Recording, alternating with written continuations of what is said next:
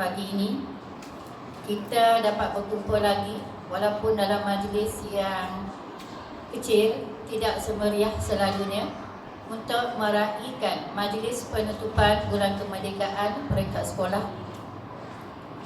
Jadi untuk pengetahuan YB yang berhormat, walaupun musim PKP, pihak sekolah sentiasa mengadakan pelbagai aktiviti untuk menceriakan lagi Bulan Kemerdekaan ini, semata-mata untuk menyemai nilai-nilai murni dan juga semangat patriotisme di kalangan anak murid, terutamanya untuk mencintai negara. Antara pengisian yang kami lakukan ialah yang pertama untuk mengenali tokoh-tokoh perjuangan yang dahulu seperti Datuk Bahaman, Datuk Maharaja Lela, Datuk Saghup. Sebab nama-nama ini jarang diingati sekarang, kecuali ianya tertulis dalam buku sejarah, bukan dalam minda anak-anak. Kita juga turut mendidik mereka agar menghormati pejuang yang telah berjuang secara minda untuk memerdekakan tanah negara, iaitu kumpulan rombongan yang terdiri daripada Tuanku Abdul Rahman Putra Al-Haj. Di samping itu, kita pihak sekolah juga mendidik anak-anak agar sentiasa patuh kepada rukun negara, prinsip-prinsip yang terdapat dalam rukun negara. Antaranya ialah kesetiaan kepada raja dan negara, keluhuran perlembagaan, kedaulatan undang-undang, kesopanan dan kesusilaan. Jadi yang pertama tu, itu dah faham dah, ya, patuh kepada Tuhan tu. Jadi yang empat ni kita selalu langgar, kita lupa, terutamanya generasi muda. Sebagai contoh, kalau kita lihat di kaca televisyen, banyak anak-anak muda sekarang, generasi sekarang tidak hormat kepada bendera. Mereka memasang terbalik. Sebenarnya saya rasa mungkin bukan silap, ya, mungkin mereka lakukan dengan sengaja.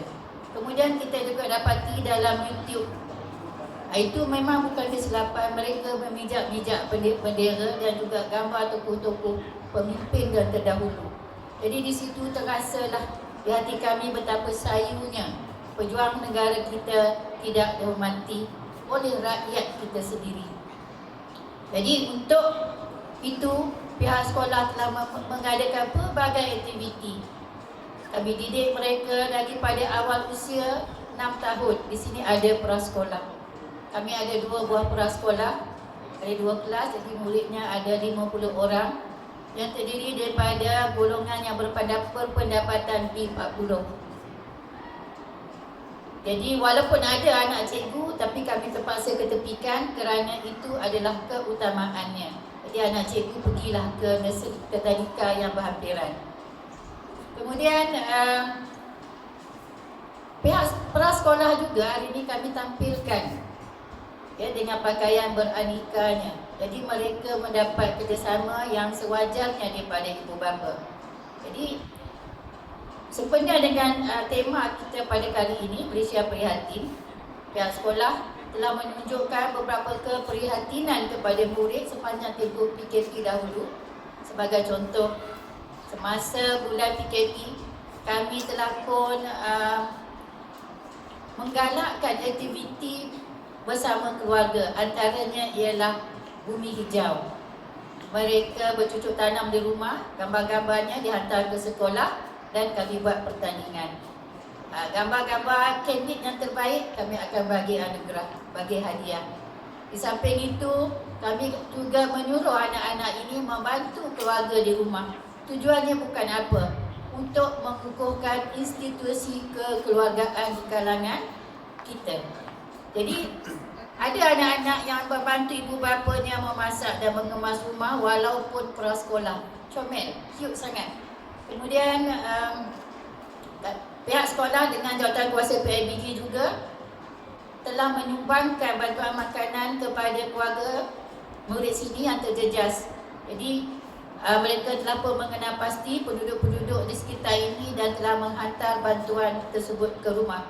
Terima kasih kepada jawatankuasa PIBG kelab guru dan juga kepada semua warga sekolah kerana telah terlibat untuk menyalurkan sumbangan kepada mereka. Selepas itu, selepas persekolahan, kami pihak guru juga terkesan dengan minda anak-anak. Ada antara mereka yang telah mengalami stres kerana tak dapat keluar, berkurung di rumah lama-lama. Jadi mereka mengalami stres. Jadi dengan jasa baik guru kaunseling, kami telah memberikan motivasi kepada mereka agar rasa stres itu dapat diatasi. Syukur Alhamdulillah, sebenarnya ada 3 orang yang stres bila berada di rumah. Mungkin tak dapat keluar langsung. Pagar je mak dia bagi. Jadi itu bukannya apa, mak bapak terlalu sayangkan anak, tetapi anak-anak dia rasa terjejas mindanya. Jadi syukur Alhamdulillah, 3 orang murid itu telah pun dapat dipulihkan pemikirannya dan mereka telah pun dapat berinteraksi dengan rakan-rakan dengan baik. Kemudian pihak sekolah juga telah mengadakan motivasi kerana cuti dah lama, anak-anak dah tak nak belajar dah. Tambah pula bila UPSR dah tak ada. Jadi dia kata buat apa belajar, UPSR tak ada. Sebenarnya itu adalah satu kesalahan yang orang kata begitu besar dalam hidup mereka. Jadi sekali lagi pihak kaunseling dengan krunya telah pun mengaturkan motivasi secara kelompok agar murid-murid yang telah dikenal pasti ini dapat dipulihkan. Kemudian sepanjang waktu PKP juga cikgu telah menggunakan pelbagai aplikasi agar murid dapat belajar menerusi online bagi murid yang ada kemudahan telefon dan juga komputer. Kalau tak ada tu, kita bagi kertas je lah. Jadi mereka jawab dalam kertas. Mana yang ada, aktiviti itu mereka dapat lakukan pada bila-bila waktu, di mana juga mereka berada dan mereka boleh pulang. Tujuannya tidak lain tidak bukan agar anak-anak kita tidak ketinggalan dalam pelajaran. Dan bila balik sekolah bulan 8 tu, kami dapati kami terpaksa ajar silibus bulan 1. Jadi bulan 8 tu kami selama sebulan kami buat ulang kaji semula untuk mengenal pasti dan juga memperbaiki apa yang mereka telah lupa tadi. Dan pada bulan 9 kita lakukan ujian pertengahan tahun. Jadi syukur Alhamdulillah, murid-murid kita ni cepat belajar, cepat menangkap dan menerima apa yang kita asuhkan kepada mereka. Jadi selama sebulan lebih mereka bersekolah, mereka telah pun kembali kepada keadaan yang biasa, dapat berinteraksi dengan baik walaupun penjarakan fizikal masih ada. Jadi itulah antara kekuatan yang ada di sekolah ini, iaitu guru-gurunya, ibu bapanya dan masyarakat sekeliling sentiasa memberi komitmen yang baik terhadap kemenjadian murid. Dan untuk pengetahuan yang berhormat, majlis pada hari ini pun disempurnakan dengan jayanya atas kerjasama pihak masjid, Jawatankuasa PIBG dan juga sekolah. Mereka turut memberikan dana kepada kami agar program yang nampaknya kecil tetapi penuh makna kepada anak-anak, terutamanya kepada pemenang-pemenang dalam pertandingan.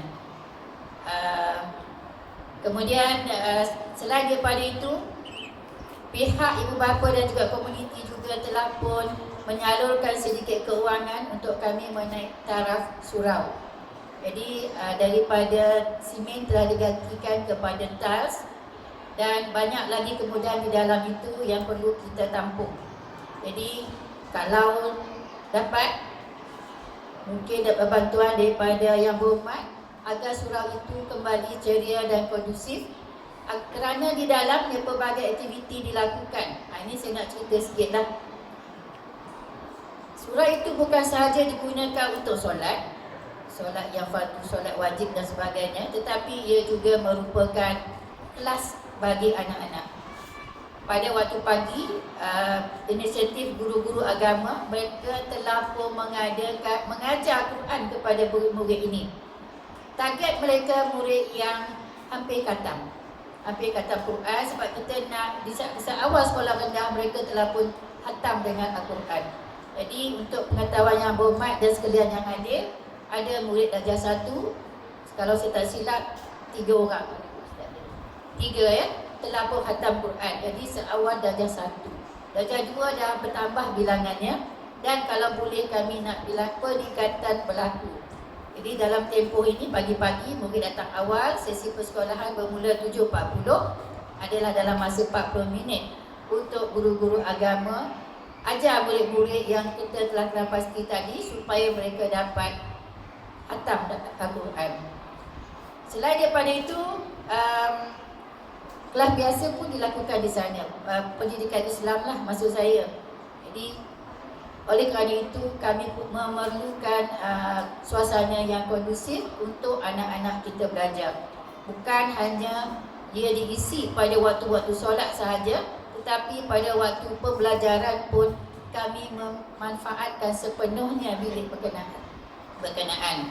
Jadi apalah sudinya kalau Yang Berhormat dan juga Jawatan Kuasa Masjid tengok apa yang patut di surau itu, agar ia dapat orang kata kita dapat menceriakan dengan suasana yang lebih kondusif. Akhir kata, saya bagi pihak sekolah mengucapkan terima kasih kepada Yang Berhormat kerana sudi hadir untuk merasmikan majlis penutupan bulan kemerdekaan dan juga seterusnya merasmikan surau sekolah ini.